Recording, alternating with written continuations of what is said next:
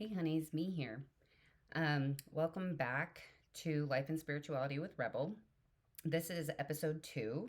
Today is December 18th, 2025. Getting down to the last days of the year, you guys.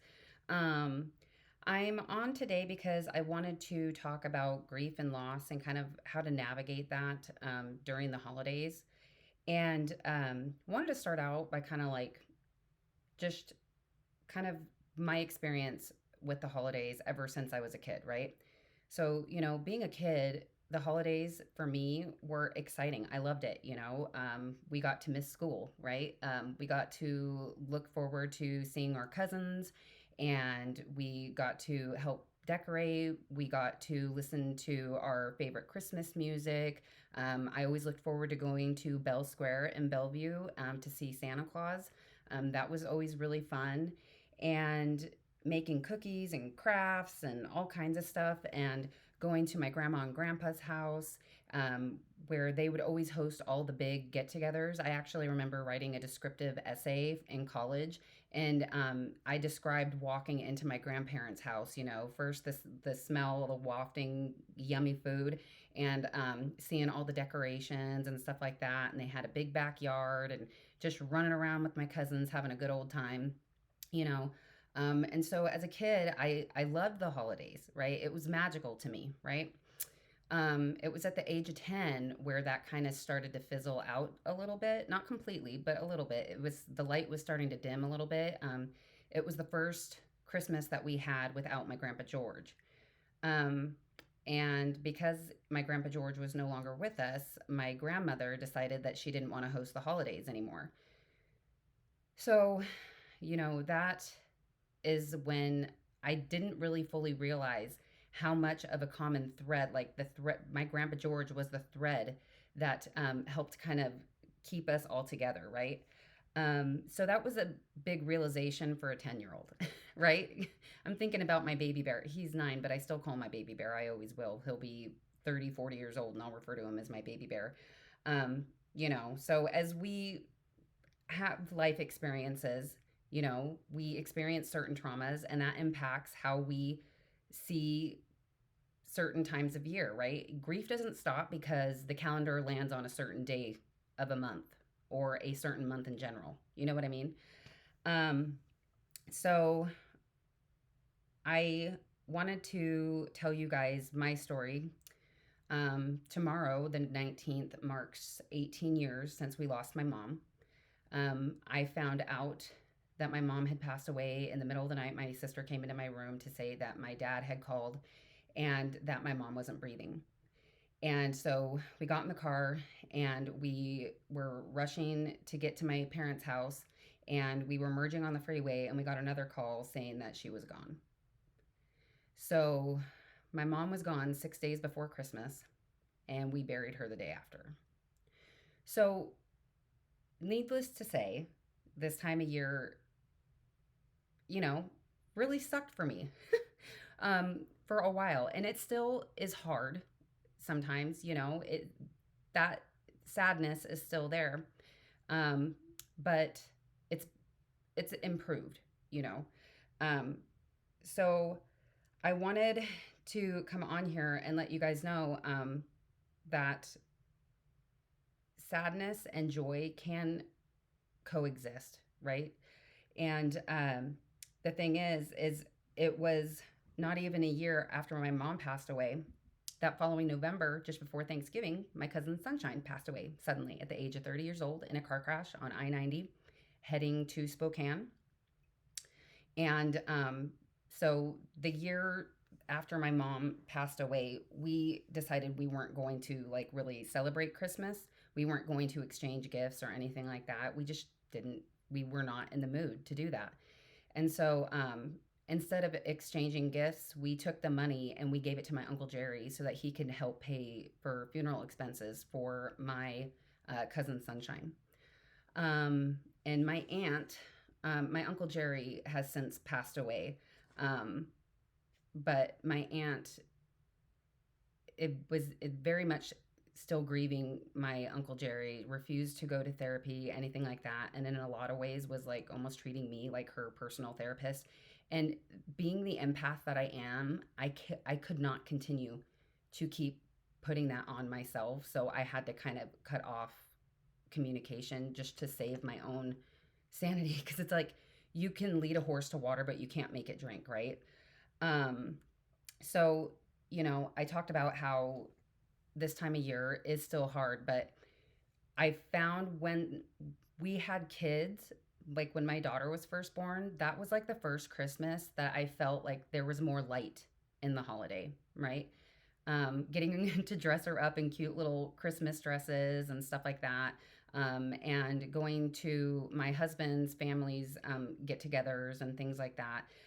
It just brightened it up a bit more. And then now we host the main holiday for my husband's family. We host the extended family for Christmas. So it's a good distraction for me because for me, I do acknowledge I work through things through therapy. I do write things down to kind of do some shadow work, things like that. But also, there's times where I just need some escapism, right? It's not spiritual bypassing, it's not, neglecting to work through my shit. It's just, I have to, as my therapist refers to it, crowding out the anxiety, right? So I'll pop in my favorite podcast, my comedy podcast, things like that. And that will help me to kind of get through. Sorry, I had to write notes because if you guys know me, I will go off on tangents. um, so I wanted to go over like the spiritual perspectives of grief because I had written down about um, how grief. What did I write down here? Oh, it doesn't come to destroy us, although in the raw stages of loss, it sure feels like it because it does, right? It comes to break open parts of us that were never meant to stay hardened. I'm like, I don't know how that came to me, but it did. And I'm like, I got to write it down. But there's certain things I can't remember off the top of my head. And thinking about what it teaches us, right? For me, it taught me to be more present in the here and now. And it also reveals the depth of our own love, right? Because you don't grieve deeply what you didn't love deeply, right? Um, and sometimes it teaches you how to rebuild, and it can also teach you how to let go. So, which I'm still learning on that, right? We are celebrating progress, not perfection here, okay? Because we're still just living this human life, right? We're here to have these experiences. You know what I mean? And with that, I was kind of wanting to talk about soul contracts too, because we get together with our families, with our friends, sometimes bosses, things like that, other people that we come into contact with in this life. And we kind of decide what kind of experiences that we want to have on this 3D earth that we can't experience anywhere else, right? Um, Soul contracts can be a real bitch, especially when you're talking about like my mom losing her suddenly out of the blue, had no fucking idea that it was coming. And I'm like, how is the universe so cruel? 6 days before Christmas and then burying her the day after. I was like, got it. I was pissed. I was pissed off at God at the time. I like to think of it as source and the universe now. But it feels very, very cruel. Um, but learning, zooming out and looking at the bigger perspective of it for me, because it teaches you, how to. For me, I'm looking at it like I feel like me and my sisters, we were close, right? Me and my older sister were closer, I feel like, because we had lived together. We moved out of my parents' house together and rented an apartment. So we were close and we also worked together. And we still live and work together, which is funny. But my little sister, after my mom passed away, my dad got married really quick because he's one of those people who can't be single. He does not thrive unless he has a spouse. Um, Not healthy. But anyway, the first person that he married, um, not a great experience. And our little sister was being treated pretty unfairly. And it would create fights between us and my dad and then his wife and stuff. And so finally me and my older sister got to a point where we're like, you know what, you just come live with us. Get out of there because we don't want to hear it anymore. So, okay, I'm going to land my plane, you guys, I promise. My whole point is that now my little sister lives with us too. And I talk to so many people, they're like, oh my God, I couldn't imagine living with my sister, blah, blah, blah. I feel like me and my sisters, we would have been close. We would have been had a good relationships and everything. But I think the loss of our mom galvanized us in a way that we would not have if this had not happened, right? Um, and so, you know, I just try to look at it from that perspective. All right, let me check my notes, you guys. Oh yeah, and talking about when somebody dies early or young, that if that happens, that means that their mission is completed, right? And with my mom, I completely see that. She had a horrific childhood.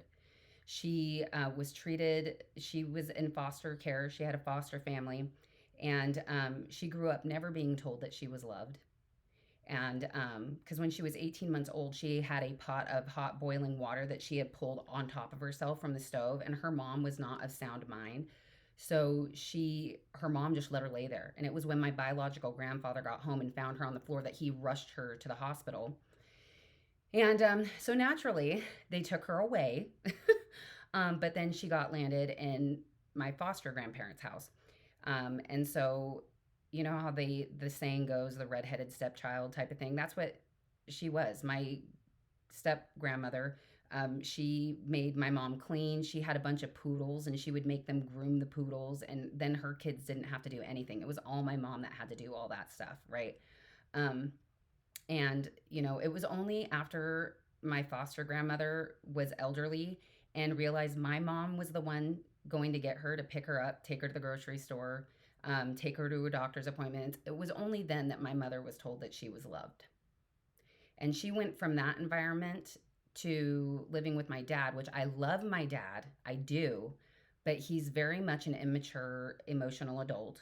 Okay. And it's because he was raised by a that's why I've always wanted to learn to do better. And I feel like, thank God, because of my mom, I'm not the way that he is. Um, but he didn't treat her well at all either. And she was the kindest. She had a heart of gold. She always put everybody else above herself. So all the stuff that she went through in her life, going through surgeries after what happened as an infant through the age of 16 years old, you know, her mission was complete. She touched the lives that she needed to in the way that she needed to. She was done. And although I miss being able to give her a hug every fucking day, I miss her with every fiber of my being. It gives me peace knowing that I can still connect to her here on my pendulum and in my dreams. When I was very pregnant with my uh, eldest child, I was coming up on my delivery day, and I was just, you got nerves being a first time parent, especially a mother who's about to give birth. It's a scary thing. And so I remember laying in bed and just feeling, fingers run through my hair. And that's what my mom would do if we were like upset or if we were sick. That's what she would do. And I remember giving her a hug and putting my head on her chest and just hearing her heartbeat. Um, yeah, it's grief can be very, very, very unfair. And, but I wanted to also go over ways of coping with it. And it's going to look different for everybody, right? For me, I found it helpful. I've found it much more helpful now because I have been connecting with her on the pendulum and everything like that. But before that, we would, especially like on Christmas, and then the Christmas too, after my brother in law died, we got sky lanterns. The paper ones that you light and then they go up in the sky. They were just blank white ones, and we wrote messages on them. And so I personally wrote a message to my mother that year, and wrote a short one to my brother in law as well, because we had a couple of them. And then my husband's extended family and stuff like that were also able to write their messages to their loved ones, and we sent them up, you know. It can be something like watching a movie if it's something that you can do, right? Like I said, I don't. We used to have, we used to listen to the Maggie and Carney Wilson Christmas album. I can't personally do that anymore, but my sister does still enjoy it. So, you know, sometimes doing the things that you used to do with your loved ones who are no longer with us, some people, not everybody, some people do feel good doing things like that, you know. And I think in general, too, self care, being gentle with yourself, allowing yourself, if you need to just take a day where you sit in a dark room and you feel your feelings, do it, right? Um, just don't stay there because that's not going to help anybody, especially you.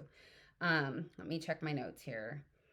Um, okay. Okay, and then I also wanted to go over, this is like I'm landing my plane here. I'm going to be wrapping up here. What me for me personally, what grief has taught me is that sadness and joy can coexist. It can I can be sad and wish that my mom was here, especially to see my children and everything. Even though I know that she can see them and stuff, like I wish that they could have experienced her. I really do. Like they would have loved the shit out of her and vice versa. Um, but you know, I do still have a good time during Christmas. I do enjoy seeing my husband's family members and being able to host. It's an honor for me to be able to do that. Is it work? Yes, but it's work that I love to do. And like I said, I feel like it's good for me because it puts my mind somewhere else, right? Um, which is another way to cope. Do something else that you love. And I love hosting things. Like when we have barbecues and stuff like that during the summertime, I thrive. That's like my wheelhouse. I like doing it. So, and then the last thing, oh, I've already talked about that. Yeah, about how me and my sisters now are really close now, and that just realizing that everything happens for a reason. You know what I mean? But you know, if your heart is feeling, you know, if your heart is feeling heavy this season, know that you're not alone. Okay. Um, and know that you are seen, you are heard, and you are held. Okay. Um, and, you know, I'm going to be posting this to YouTube. And if anybody else has anything to add in the comments about what you've experienced, you know, ways that you have found helpful to get through hard times, you know, because I don't know if I said it before at the beginning of the podcast, but, you know, just because the calendar lands on a certain day, you know, grief doesn't take a vacation. So, you know, it's important for everybody to be able to process and to be able to navigate through grief because we're human. We're all going to experience it multiple times in life. So, with that, I'm going to sign off. I wish each and every one of you a very happy and safe holiday season. Okay. And I will see you guys in my next podcast. All right. Love ya.